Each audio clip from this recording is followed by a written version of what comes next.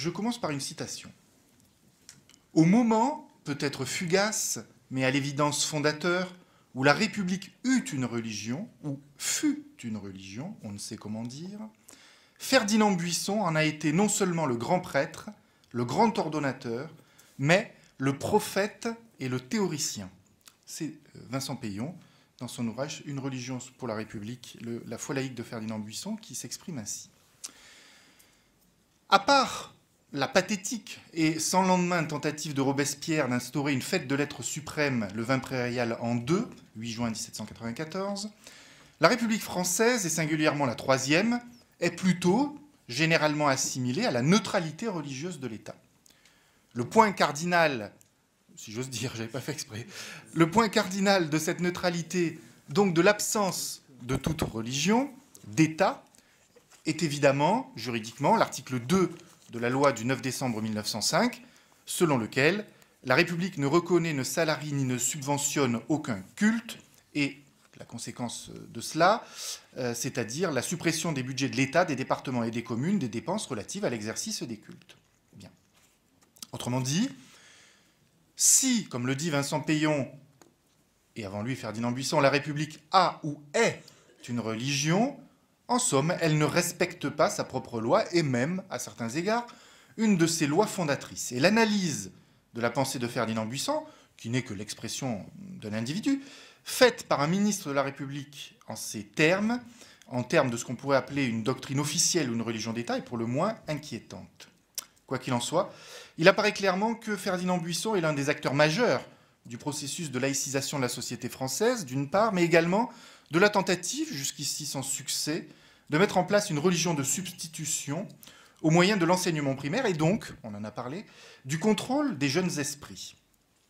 Alors Ferdinand Buisson, qui naît en 1841, qui meurt en 1932, est un auteur aussi marquant sur le plan intellectuel, l'auteur du monumental Dictionnaire de pédagogie et d'instruction primaire, qui est paru en plusieurs volumes entre 1882 et 1887, c'est une œuvre monumentale qui comptabilise pas moins de 5600 pages, rassemblées donc en 4 volumes, et qui a nécessité la contribution de 359 collaborateurs.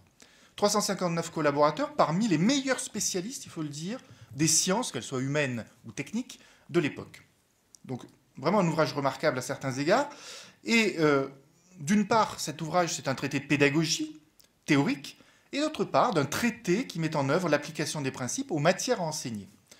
Et la suite du dictionnaire, c'est, par ordre alphabétique, le traitement de toutes les questions qui pouvaient se présenter aux instituteurs. C'est en fait l'encyclopédie de l'instituteur de la Troisième République, du fameux Hussard Noir, qui est écrite donc par Ferdinand Buisson. Alors avec cet ouvrage, si on l'analyse en termes stratégiques, et non pas de stratagème, en termes stratégiques, ou tactiques plus exactement, cet ouvrage, c'est l'instrument qui est donné à l'instituteur français face d'abord au curé français, mais face aussi à l'instituteur prussien. On est dans le contexte de la défaite, enfin des années suivant la défaite de Sedan, et donc ce dictionnaire, il a un double objectif de lutter contre le savoir ecclésiastique, d'une certaine façon, mais aussi contre le savoir allemand, prussien. Cet ouvrage a pris véritablement une importance encore plus cruciale avec la nomination de Ferdinand Buisson à la direction de l'instruction primaire, poste qu'il va tenir de 1879 à 1896.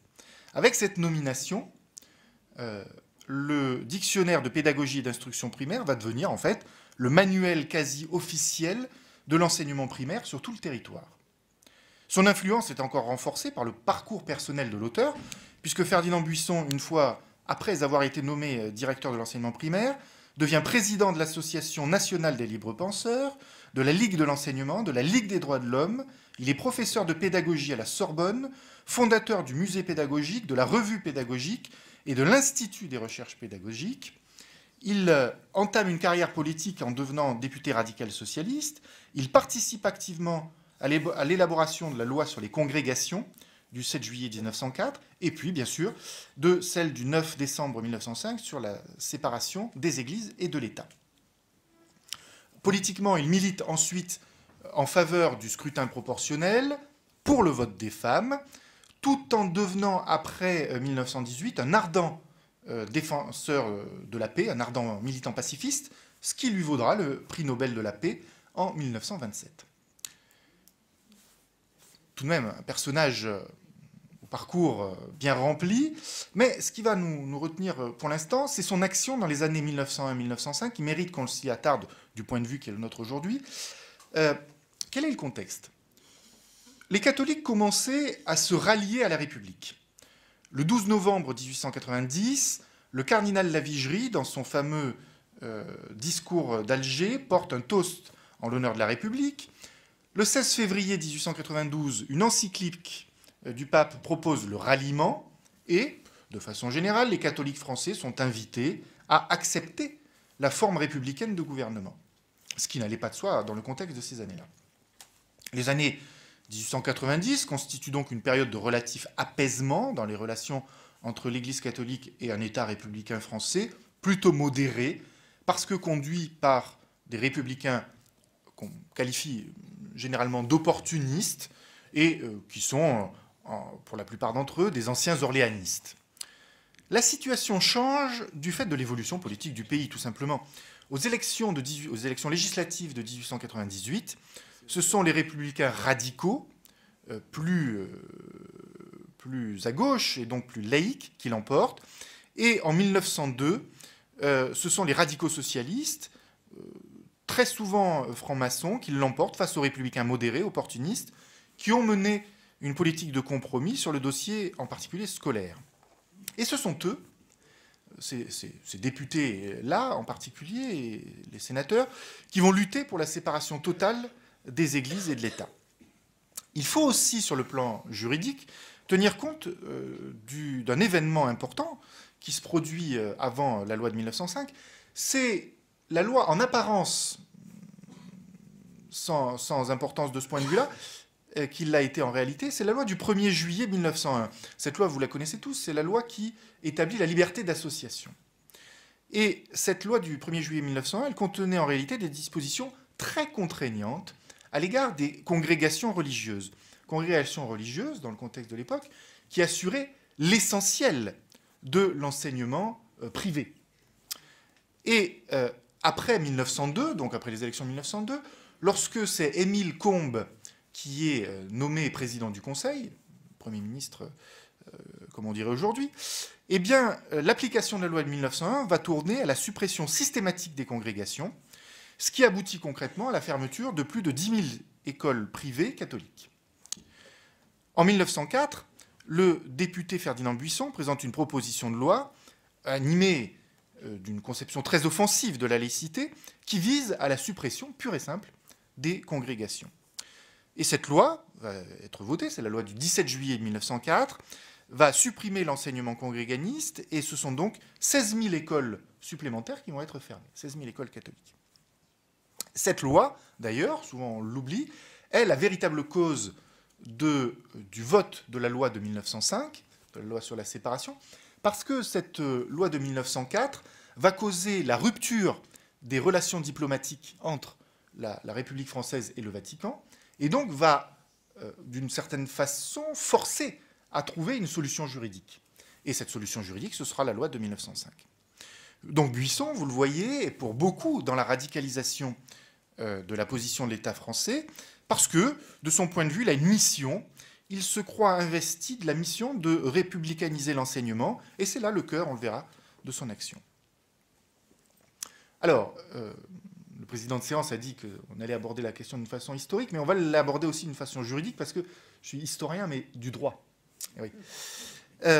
Alors, en 1949, dans le recueil Dalloz, que tous les juristes connaissent, le grand publiciste, c'est-à-dire spécialiste de droit public, Jean Rivero, publie un article qui est devenu ultra classique et qui s'intitule « La notion juridique de laïcité ». Parce que la laïcité, c'est peut-être une notion philosophique, religieuse, on verra, bon, mais c'est devenu aussi une notion juridique. Et c'est peut-être comme ça qu'il vaut mieux, d'ailleurs, l'appréhender. Alors, il disait la chose suivante, Jean Rivero. Laïcité, le mot sans la poudre. Il éveille des résonances passionnelles contradictoires. Et la contradiction n'est pas seulement celle normale, qui oppose les esprits pour ou contre une notion claire, elle porte sur le contenu même de la notion et le sens du mot. Jean Rivero entendait ainsi que la laïcité, au sens politique, ne pouvait qu'être controversée dans la mesure où les questions philosophiques, religieuses ou politiques abolissent toujours à des oppositions, à des conflits. Il rappelait également que le fait historique que la notion de laïcité elle-même soit née du conflit entre l'État français républicain et l'Église catholique expliquait en grande partie le caractère controversé de cette notion. Mais, une fois cette constatation faite, Rivero ajoutait que, dès l'instant où l'on quittait le domaine de la spéculation et que l'on entrait dans le domaine du droit, la définition de la notion de laïcité ne posait pas de problème spécifique. Et il faudra garder cela à l'esprit. Le droit, dit-il, veut plus de rigueur, sous-entendu que la discussion. Il donne aux mots un sens et un seul. S'il les abandonnait au jeu des élaborations subjectives, il trahirait sa mission, qui est de créer l'ordre et la sécurité pour l'homme. En donnant cette définition, Jean Rivero démontrait, même si c'était inconscient ou sous-entendu, son attachement à une conception particulière du droit, qui est la conception dominante en France et, je dirais, dans ce qu'on appelle les pays de l'Europe continentale, c'est-à-dire la conception romaniste du droit, la conception issue du droit romain. Celle qui considère que le droit n'est pas le fruit des évolutions sociales, ne doit pas, comme on dit vulgairement souvent, s'adapter à la société, à la manière du pragmatisme libéral anglo-saxon, que le droit est au contraire le fruit d'une recherche, d'une tension vers l'universel, qui est le résultat d'une quête intellectuelle visant à découvrir les règles éternelles et potentiellement universelles de vie en société, qui obéissent à un impératif, qui est l'impératif de justice. Conception qui est héritée, je ne peux pas développer là-dessus, mais qui est héritée d'Aristote, de Cicéron et en particulier aussi du Digeste de Justinien, qui est la grande compilation de droit romain du VIe siècle. Aujourd'hui encore, d'ailleurs, la plupart des juristes considèrent, comme l'a dit un autre juriste dans une revue juridique, qui est la Revue française droit administratif, que la plupart des juristes considèrent que la loi de 1905, c'est une loi symbolique. Elle constitue, avec le recul du temps, la grande loi laïque annonciatrice de cette République constitutionnellement laïque depuis 1946. Puisque, depuis cette date, Mélina l'a dit tout à l'heure, la France est une République laïque, indivisible, laïque, démocratique et sociale. Cette affirmation solennelle, dans le texte constitutionnel de la 4e République, et puis qui est repris dans celle de la 5e, présente logiquement un caractère à la fois politique et en même temps juridique.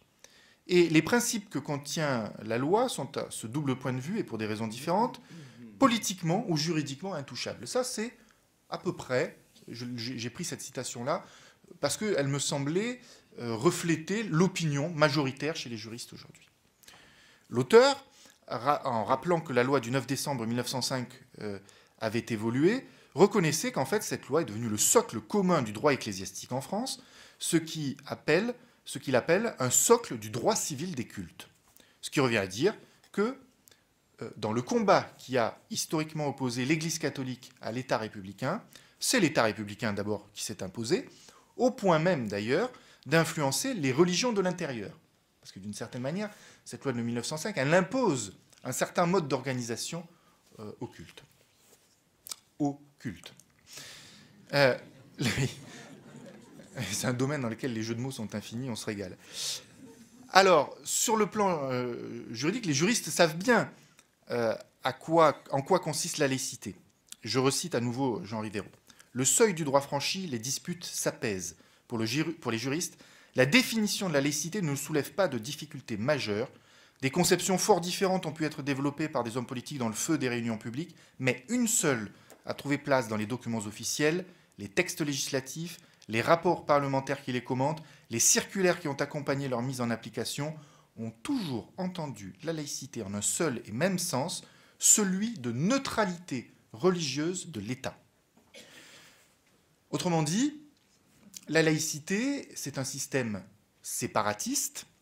L'État n'intervient pas dans les affaires intérieures des religions, en principe.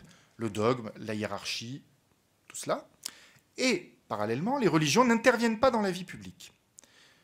De ce point de vue, paradoxalement en apparence, mais vous verrez que ce n'est pas seulement un paradoxe, Ferdinand Buisson ne respecte pas le principe de laïcité.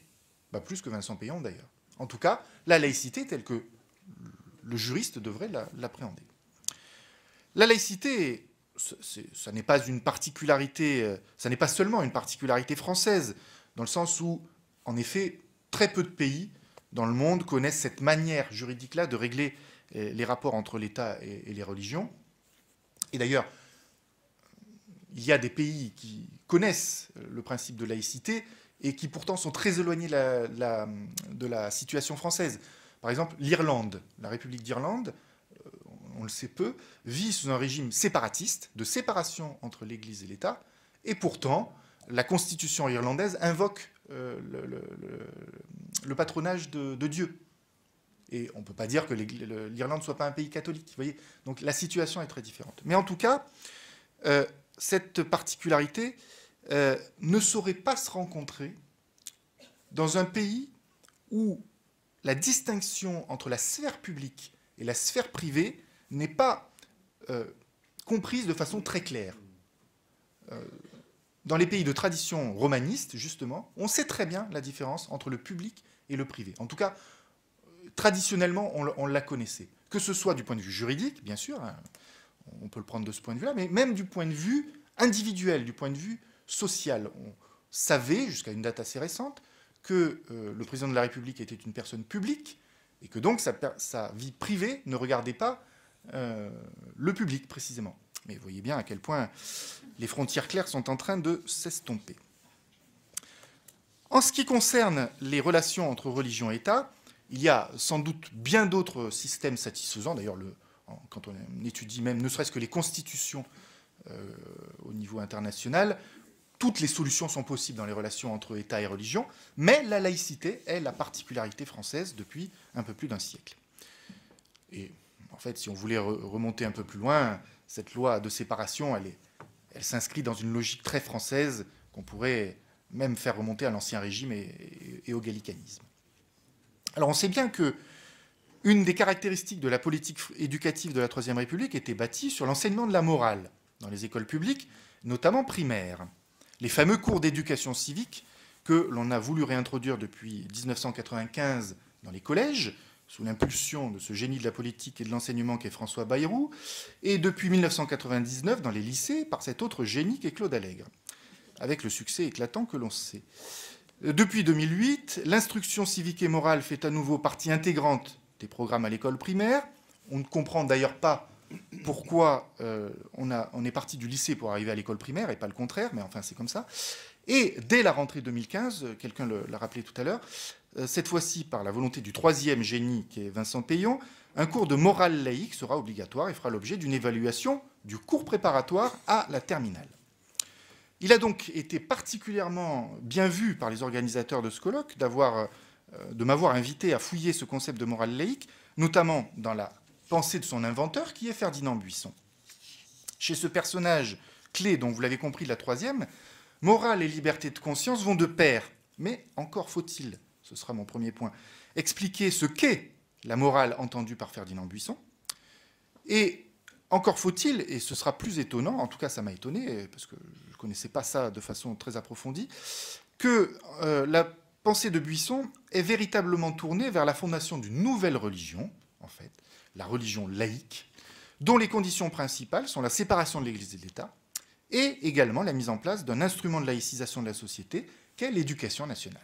Et ça, ce sera le deuxième point que j'essaierai de traiter. Alors d'abord, la morale et la liberté de conscience. Alors, la conception de la morale développée par Buisson au contraire, n'est pas dénuée de lien avec la religion.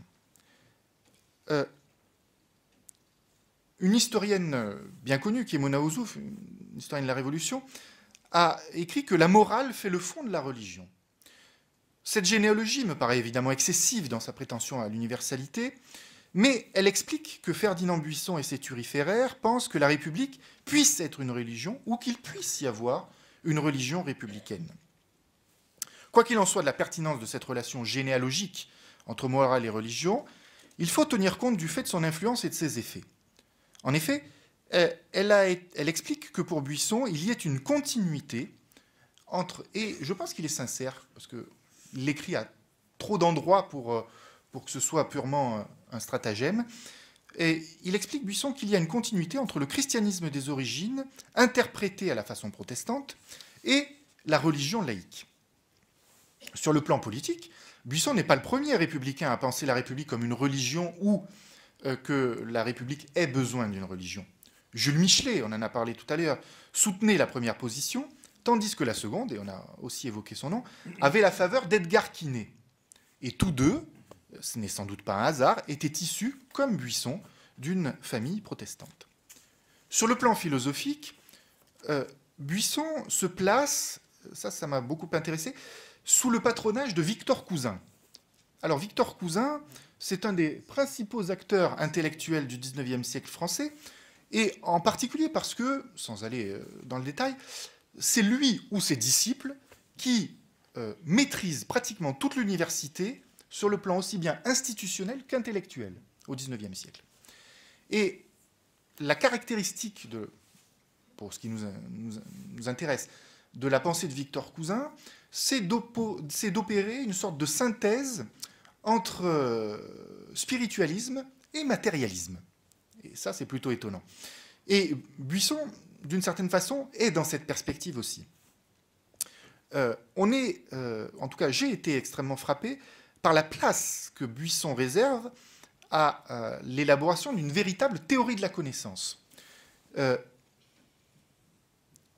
Très clairement, la théorie de la connaissance que Buisson développe est une théorie qui, d'une part, s'inscrit dans les théories de la connaissance développées depuis Locke et à travers Condillac ou Helvétius, c'est-à-dire chez les matérialistes, grosso modo, de la pensée des Lumières.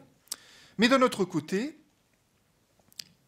Buisson est aussi, et se revendique également, protestant à sa manière, ou chrétien en tout cas, et donc allie une conception de l'homme et de la connaissance matérialiste à un spiritualisme assez évanescent, on va le voir, mais à un spiritualisme tout de même.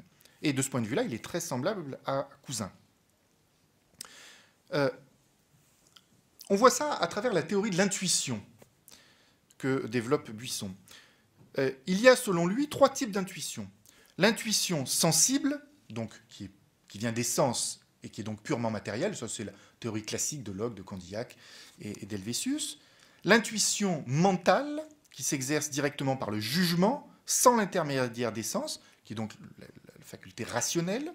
Et puis l'intuition morale, celle, dit-il, je le cite, qui s'adresse au cœur et à la conscience, et que donc on pourrait qualifier de métaphysique.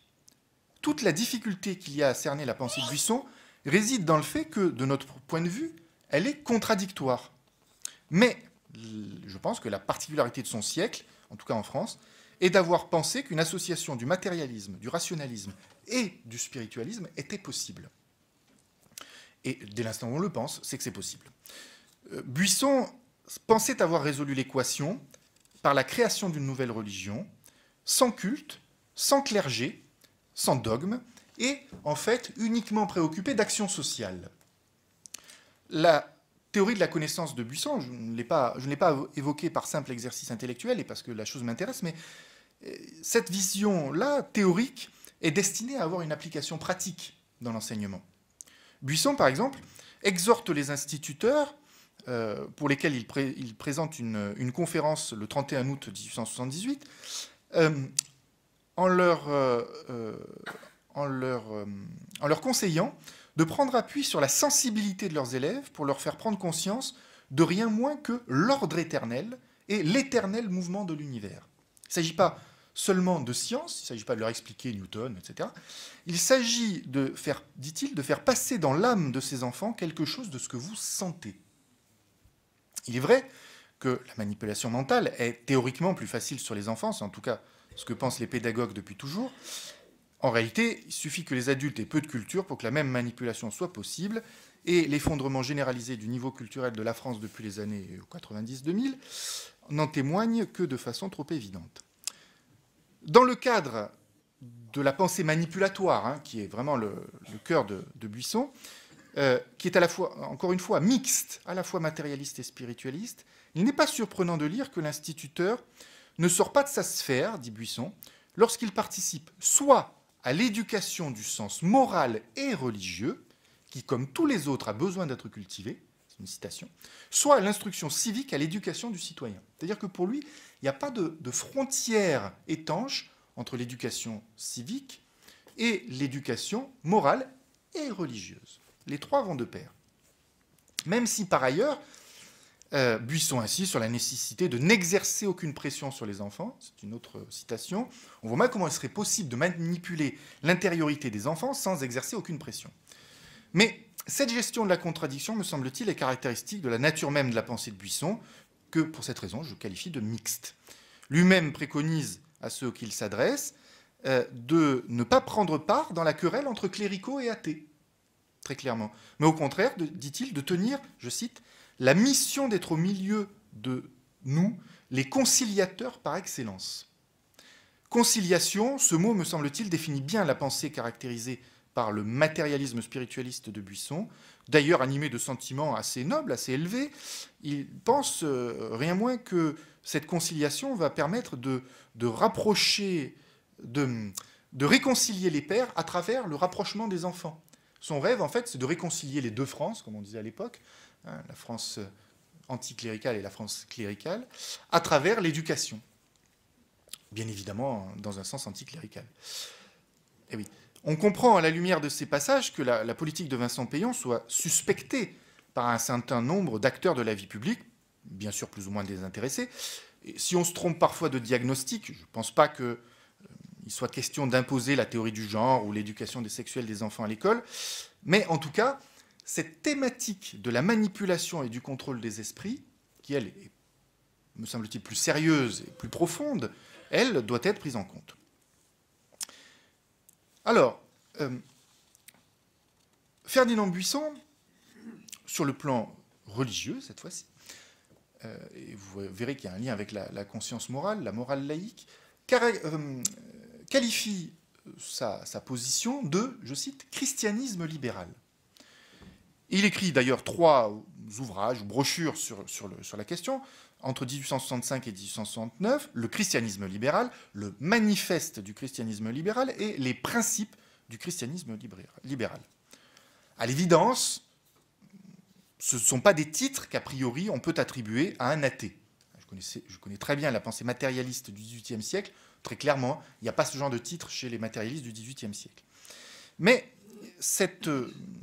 les positions, hein, il n'y a pas que les titres évidemment, les positions de Buisson s'inscrivent dans la ligne d'un courant religieux libéral qui s'incarne aussi au XIXe siècle à certains égards dans la pensée de Lamennais et qui est à l'origine de ce qu'on nomme communément la démocratie chrétienne. Si on prend en compte le contexte personnel de Ferdinand Buisson, protestant, on ne peut manquer de souligner aussi que le protestantisme français au XIXe siècle est lui-même divisé entre orthodoxes et libéraux, entre partisans d'un protestantisme rigoriste, qui a ses partisans, et les libéraux, dont fait partie, en fait, Ferdinand Buisson. Alors, qu'est-ce que le christianisme libéral ? Sous le nom de christianisme libéral, écrit Ferdinand Buisson, nous entendons une religion ayant pour but unique le perfectionnement spirituel de l'homme et de l'humanité. Et il ne vous surprendra pas que ce christianisme libéral soit mixte, comme l'est la théorie de la connaissance de Buisson. Le culte du bien qu'il préconise s'exprime principalement, écrit-il, par l'amour de Dieu et l'amour des hommes. Et il explique, l'amour de Dieu consiste pour sa part dans la subordination volontaire de nos actes, de nos pensées et de nos intentions à cette puissance supérieure que tous les hommes sentent plus ou moins confusément sous le nom de Dieu et qui apparaît aux uns comme cause première, aux autres comme substance absolue, à ceux-ci comme loi immuable, à ceux-là comme volonté libre.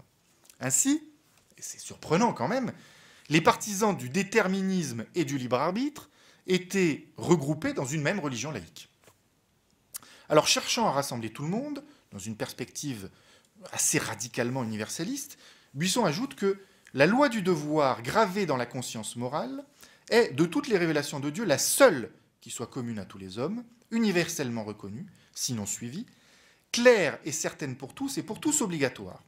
C'est aussi la seule forme de la foi en Dieu qui puisse servir de lien à des hommes d'opinions diverses, sans rien leur faire abdiquer de leur liberté et de leur dignité individuelle. Et donc, vous le voyez, ce concept assez éthéré, c'est la politique du plus petit dénominateur commun en réalité, cette notion assez vague de conscience morale sert de fondement à la construction en fait, d'un vaste rassemblement de ce qu'on pourrait appeler, sans aucune tension religieuse, les bonnes volontés, dans le but d'établir le règne de la fraternité et de la solidarité. Ces objectifs, c'est intéressant, ne sont pas si loin, en fin de compte, de ceux du socialisme tel qu'il existe au XIXe siècle. Et c'est la raison pour laquelle, dans une autre conférence, Buisson a dit et écrit donc ainsi, Jésus, fils d'un ouvrier, simple ouvrier lui-même, doit être conservé comme la religion de la conscience et de la liberté. Pour autant, et c'est tout aussi remarquable, ce que Buisson appelle les intolérants sont, eux, exclus par avance de l'Église libérale. Il faut entendre par là, bien sûr, les partisans d'un dogme, quel qu'il soit, autrement dit, dans le contexte des années 1860-1870, les catholiques intransigeants. Je le cite encore, « En nous déclarant chrétiens libéraux, nous acceptons la discipline et la tradition morale du christianisme, non pas comme absolue et infaillible, et vous voyez qui est visé, mais parce que dans son fond, elle nous paraît être l'écho fidèle de la conscience, la voix de Dieu dans l'âme. On a donc beau être tolérant, on n'arrive quand même pas à l'être pour tout le monde, et c'est exactement le même phénomène que l'on retrouve au XVIIIe siècle chez Voltaire, apôtre autoproclamé de la tolérance, mais qui veut, paradoxalement, écraser l'infâme, paradoxalement du point de vue de la notion même de tolérance. Ce qui démontre tout simplement que l'argument de la tolérance n'est qu'un argument politique comme un autre, c'est-à-dire qu'il distingue l'ennemi de l'ennemi et qu'il en tire les conséquences. Il faut dire que la pensée de Buisson, de ce point de vue, se situe dans la continuité, et je l'ai évoqué tout de suite, de certains socialistes français d'inspiration chrétienne, comme Louis Rousseau, Étienne Cabet, Victor Considérant, Prosper Jalaguier, Philippe Buchez ou encore Pierre Leroux. Il serait d'ailleurs un peu exagéré de voir une opposition radicale dans les positions des catholiques libéraux et des catholiques conservateurs en ce qui concerne la politique. Beaucoup de spécialistes, de Jean-Marie Mayer à François-Georges Dreyfus, en passant par Jean-Baptiste Durosel, ont montré que les itinéraires du catholicisme conservateur, voire contre-révolutionnaire, et du catholicisme social, voire démocratique, sont au XIXe siècle moins radicalement antagonistes que liés par des rapports très complexes. Et le courant du catholicisme libéral, au-delà des nuances infinies d'ailleurs qu'il présente, estimait que l'Église devait s'accommoder de la modernité politique, autrement dit dans le contexte de l'époque, du parlementarisme et de la démocratie. Et surtout en relevant les défis des anticléricaux. Parce que les anticléricaux leur reprochaient aux catholiques de n'être ni de leur temps, ni de leur pays. Et face à ce courant, le catholicisme intransigeant, lui, au contraire, fustige ce que Louis Veuillot appelle l'illusion libérale, en se fondant, pour sa part, sur un refus total de la société, née non seulement de la Révolution française, parce que, à la rigueur, c'est un épiphénomène du point de vue des catholiques intransigeants, mais surtout de la Renaissance et de la Réforme. En critiquant en particulier l'individualisme, le rationalisme, la sécularisation de l'État, des sciences et de la pensée en général. Pour les libéraux dont Buisson fait partie, il en est évidemment tout autrement. Et en cela, Buisson est un héritier de la pensée de 1848, qui est un moment important du point de vue de l'histoire des idées du XIXe siècle. Pour Buisson, le christianisme libéral, oui, doit être organisé en Église, mais dans un sens extrêmement souple, non hiérarchique, surtout pas hiérarchique. Pour Buisson, l'Église libérale n'est autre qu'une réunion volontaire de personnes poursuivant, je cite, un idéal moral supérieur à la stricte justice. Autrement dit, si j'ai bien compris, un idéal métaphysique et non simplement humain. Évidemment, puisque l'ambition est de rassembler le plus largement possible, la conséquence, c'est l'absence de dogme et l'absence de catéchisme comme règle obligatoire de foi commune, puisque l'association des bonnes volontés doit se faire, je cite, sur une base exclusivement pratique. Donc c'est une église, je résume, sans prêtre, sans religion, sans catéchisme, sans mystère, mais réduite à la morale, à un Dieu sans système, en somme.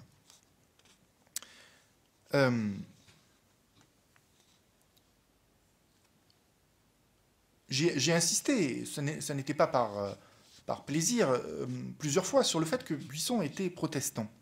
Mais il le dit lui-même dans son manifeste du christianisme libéral, la fille aînée de la Réforme, et même sa seule fille légitime, la plus protestante de toutes les églises protestantes, la plus réformée de toutes les églises réformées, c'est précisément l'église libérale.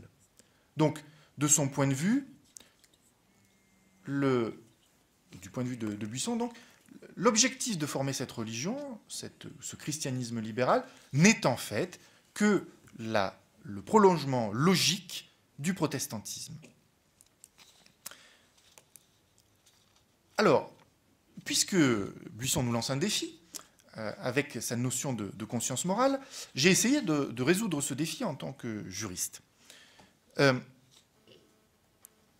La laïcité, le concept de laïcité, est parfois employé dans deux acceptions différentes, bien que liées. Au sens étroit, c'est ce que je l'ai dit, c'est la neutralité de l'État et la séparation entre Église et État. Et puis, dans un autre sens, la laïcité, c'est plutôt, dans un sens plus neutre, dans un sens plus large, je veux dire, c'est la liberté de conscience et la non-discrimination religieuse. En ce sens, à peu près tous les pays de l'Union européenne sont des pays laïques. Il y a donc bien que vous voyez un lien en droit entre laïcité et liberté de conscience, puisque c'est l'État ou, au niveau européen, la Cour européenne des droits de l'homme, qui assure, qui garantit cette liberté et cet exercice libre du culte. Et comme je vous l'ai dit tout à l'heure, au-delà des convictions personnelles qui sont toujours polémogènes, au moins, polémiques au plus, le droit a, lui, pour fonction de donner une définition rationnelle et exacte des choses et des comportements. Et donc de faire gagner les comportements sociaux en sérénité, en quelque sorte. Il s'agit avec le droit de sortir du chaos, en quelque sorte, de la politique. Le même raisonnement, me semble-t-il, devrait pouvoir être tenu en ce qui concerne la liberté de conscience ou la morale. En effet, si Vincent Peillon, en établissant une généalogie de la laïcité à partir de la pensée de Ferdinand Buisson, aboutit à une conception religieuse crypto-protestante en réalité, il est clair que cette généalogie est singulière et non générale. Qui peut sonder les cœurs de tous les parlementaires qui ont voté la loi en 1905 ? Et il est clair au surplus que le juriste de 2014 n'est pas tenu ni par la pensée de Ferdinand Buisson, ni par le christianisme libéral en général. Or aujourd'hui, que l'on s'en réjouisse ou que l'on s'en afflige, la laïcité est devenue une notion juridique, quand bien même l'institution française chargée de la défendre, une des institutions françaises chargée de la défendre, à savoir le Conseil d'État, la sacrifie de plus en plus sur l'autel d'une conception positive de la laïcité qui s'éloigne d'une conception très claire. J'en veux pour preuve, mais je ne vais pas faire un cours là-dessus. 5 arrêts qui sont assez connus par tous les juristes du Conseil d'État du 19 juillet 2011, desquels il émane une conception, je dirais, plus que lâche de la laïcité. En réalité, c'est un enterrement de première classe. Dans un arrêt récent, qui est celui-ci le fruit de la réflexion de la Cour européenne des droits de l'homme, c'est un arrêt du 15 janvier 2013 qui opposait Mme Eweida et le Royaume-Uni, eh bien la CEDH a donné au contraire une bonne définition juridique de ce qu'est la conscience morale. La conscience, je la cite, c'est-à-dire la conscience morale, est ce qui dicte à chacun ce qui est bien et ce qui est mal à un moment donné. Il s'agit par essence d'un jugement de la raison, par lequel une personne physique reconnaît la qualité morale d'un acte concret qu'elle est sur le point d'accomplir, qu'elle est en train d'accomplir ou qu'elle a déjà accompli. Ce jugement rationnel sur ce qui est bien et ce qui est mal peut être nourri par des croyances religieuses, mais pas forcément. Et des gens n'ayant aucune croyance ni affiliation religieuse particulière font constamment de tels jugements dans la vie quotidienne. Mélina parlait de partir du concret. Tout comme il existe une différence de nature entre la conscience et la religion. Il existe aussi une différence entre les préceptes de la conscience et ceux de la religion. Et les juges ajoutent que si la liberté religieuse, par exemple les prescriptions alimentaires, peuvent faire l'objet de restrictions de la part d'un État, il ne saurait en être de même pour la liberté de conscience, qui, elle, est toujours entièrement et sans restriction libre. La liberté de conscience, donc, ne peut faire l'objet d'aucune restriction juridique, tandis que l'exercice d'un culte quel qu'il soit, lui, doit être au minimum conforme à l'ordre public et de façon générale à la loi de l'État. L'État s'interdit de scruter l'intériorité, mais contrôle l'expression extérieure de celle-ci. Et une fois de plus, le seul cadre juridique solide, c'est celui de la distinction claire entre sphère privée et sphère publique. Alors, morale et liberté de conscience, vous l'avez compris, vont de pair chez Ferdinand Buisson, mais celui-ci a en fait pour ambition la fondation d'une nouvelle religion, la religion laïque, dont les conditions principales sont, premièrement, la séparation de l'Église et de l'État, et deuxièmement, la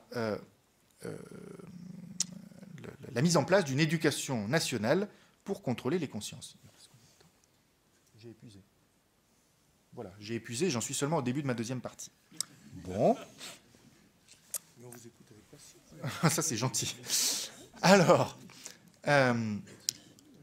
d'abord, la religion laïque. Au fond, la tension vers la création d'une nouvelle religion, combinée avec le refus absolu de la religion traditionnelle, a quelque chose d'un peu pathétique, vous m'excuserez de le dire, que n'a évidemment pas le matérialisme athée qui est, lui, conséquent et radical. Et elle souligne que les laïcs, comme Buisson, ne se situent que par rapport ou contre l'Église catholique. En cela, il est, au sens étymologique du terme, un protestant. Ils ne sont que des opposants, donc une doctrine positive qui me semble, je ne suis pas théologien, mais assez évanescente quand même. On comprend pourquoi Vincent Payan ne peut faire autrement que d'écrire que, je cite, « La laïcité, telle que l'ont formulée ses fondateurs, ne se situe pas après la religion, dans une histoire séculière délivrée de toute préoccupation religieuse, histoire rationnelle, positive, relative, immanente. Elle se situe au cœur d'une histoire où le politique et le religieux sont étroitement imbriqués, même s'ils le sont dans une forme inédite, instable et plurielle. » Alors, instable et plurielle, ça j'ai bien compris. Donc, j'en conclus que, tout de même, une doctrine de la négation n'est qu'une négation de la doctrine, et même si on peut un peu nuancer cette critique, Buisson, en fait, est en cela héritier d'une conception, au fond, utilitaire et instrumentale de la religion, qui, pour le peu que j'en connaisse, remonte au moins à une partie de la pensée des Lumières. J'aime pas du tout dire la pensée des Lumières, parce que de mon point de vue, il n'y a pas une pensée des Lumières, il y en a plusieurs, mais une partie, en tout cas, de la pensée des Lumières. Et il est donc partisan de la mise en place d'une religion laïque pour contrebalancer l'influence de la religion catholique, tout simplement. Il dit, Buisson, dans... ah non, c'est Payon, ça encore. Il ne suffit donc pas de détruire... On peut les confondre. Il ne suffit donc pas de détruire le faux, de mettre à bas les vieilles croyances, de déraciner les préjugés, de renverser les trônes, de couper les têtes. Il faut être capable de fonder une nouvelle croyance. On comprend qu'une telle religion laïque, essentiellement rationnelle et instrumentale, intellectualiste à un point même jamais atteint par le catholicisme, c'est dire, n'est jamais réussi à s'implanter dans les consciences populaires. C'est une religion de petits bourgeois intellectuels, de mentalité protestante. Elle était donc destinée à ne jamais s'étendre au-delà de ce cercle, pour le moins limité. C'est probablement d'ailleurs une des raisons de la réussite de l'école républicaine de la Troisième République. C'est qu'elle était peut-être fondée sur tout ce bric-à-brac intellectuel et religieux. Mais en réalité, ce bric-à-brac intellectuel et religieux n'a eu aucun effet. Il a glissé comme l'eau sur le marbre. L'élément le plus tenace, et que d'ailleurs les représentations collectives ont davantage retenu, c'est l'anticatholicisme, tout de même très virulent, de Ferdinand Buisson. En fait, malgré la tolérance, le principe de tolérance, il ne saurait être question d'un quelconque accord avec l'Église, non pas sans doute du fait d'une quelconque incompatibilité entre sentiments religieux et démocratie. Vous avez bien compris que, du point de vue de Ferdinand Buisson, les deux sont compatibles.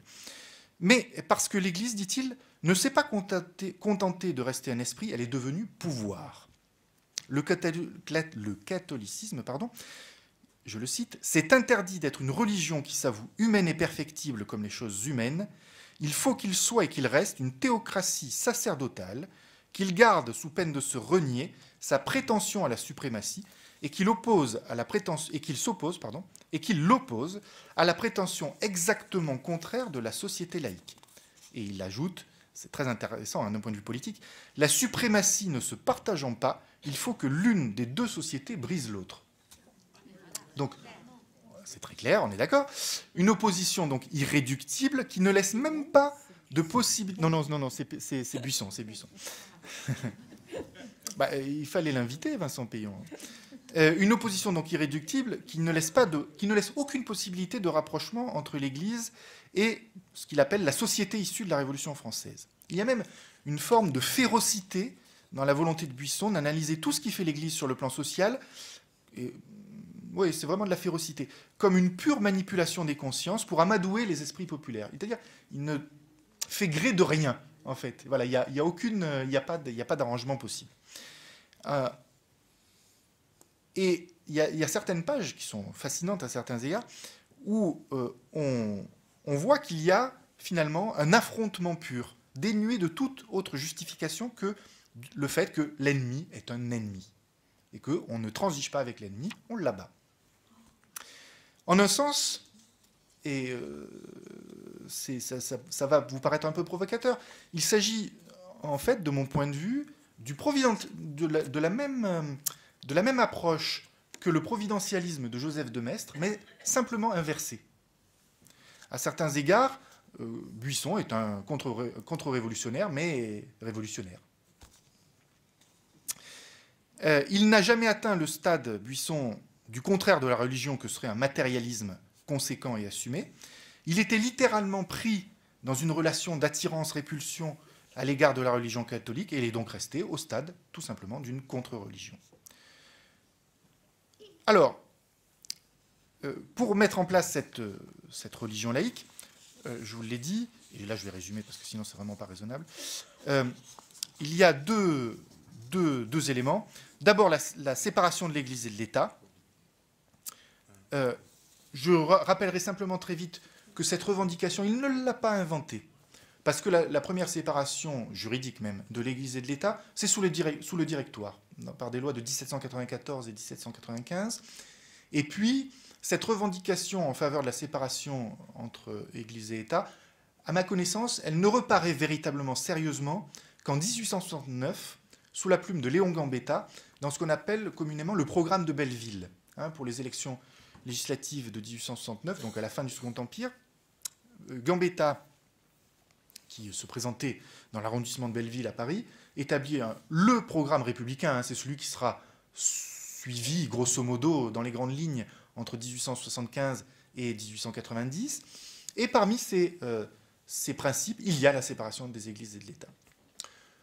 L'autre occurrence, un peu plus dramatique, 2 ans après, c'est la Commune de Paris, puisque un des derniers décrets de la Commune de Paris concernera la séparation des églises d'État, mais dans un contexte de guerre civile, de massacre également de religieux, de personnel ecclésiastique plus exactement, par la Commune de Paris, et de massacres généralisés. Donc, bon. Donc c'est pas une idée nouvelle. Voilà, j'ai fait une généalogie très, très rapide. Mais pour Buisson, ce qui importe pour nous, c'est que de son point de vue, la séparation de l'Église et de l'État est la mise en forme exacte des principes de 1789. De la liberté d'abord et de l'égalité ensuite. Il écrit « En principe, au nom de la liberté absolue des consciences et de l'égalité des diverses communautés religieuses devant la loi, nous proclamons comme le seul état de choses conforme à la démocratie la séparation de l'Église et de l'État. » Donc voilà, la généalogie, de son point de vue, on pourrait la contester d'un point de vue scientifique, mais de son point de vue, la généalogie de la séparation, c'est celle-ci. Dernier point, c'est la place centrale de l'éducation nationale. 3 caractères semblent essentiels du point de vue de Ferdinand Buisson pour expliquer la nouvelle éducation nationale résultant des réformes de Jules Ferry, qui vont, ces réformes, s'étalonner entre 1880 et 1888.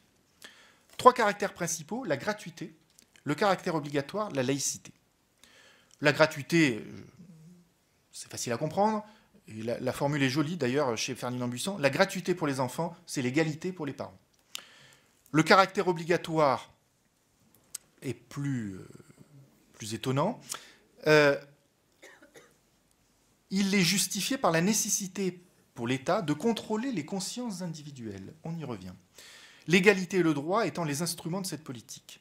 Je le cite, « L'enfant n'appartient pas exclusivement à la famille. C'est un droit naturel pour lui de recevoir les éléments de l'instruction et un devoir non moins naturel pour la société de lui garantir. » L'enfant n'appartient pas exclusivement à la famille. C'est intéressant, mais, je suis obligé de le dire, ça n'est pas une nouveauté socialiste, socialisante, etc. de l'époque. On retrouve exactement la même chose dans la pensée classique de l'absolutisme. J'ai retrouvé en particulier chez un auteur de la fin du XVIIIe siècle, qui s'appelle Jean-François Fournel, qui a écrit un ouvrage juridique d'ailleurs, qui s'appelle « Le traité de la séduction », considéré dans l'ordre judiciaire. Alors la séduction, c'est au sens du XVIIIe siècle, c'est-à-dire le fait pour un homme de séduire une femme, c'est-à-dire d'avoir des rapports sexuels avec elle sans être marié. Donc c'est de ce point de vue-là. Hein. Et Jean-François Fournel écrit, je le cite, l'enfant que la femme porte dans son sein ne lui appartient pas. C'est un dépôt dont elle est comptable envers l'État. Et ça, en fait, c'est typique de l'absolutisme. C'est le résultat de la pensée absolutiste, très clairement, de Jean Bodin à Hobbes, en passant par tous les juristes français qui ont marqué cette pensée. Alors du coup, le dernier élément, c'est la laïcité, et cette justification de la laïcité révèle, me semble-t-il, toutes les contradictions insolubles de la pensée depuis la pensée des Lumières, et notamment Voltaire. D'abord, il s'agit de respecter absolument, dit-il, je cite, cette chose sacrée qui s'appelle la conscience de l'enfant, parce que nous n'avons pas le droit, ni au nom de l'État, ni au nom d'une église, ni au nom d'une société, ni au nom d'un parti, bref, au nom de qui que ce soit, d'empiéter jamais sur le domaine de cette liberté de conscience, qui est le fond même et la raison de toutes les libertés.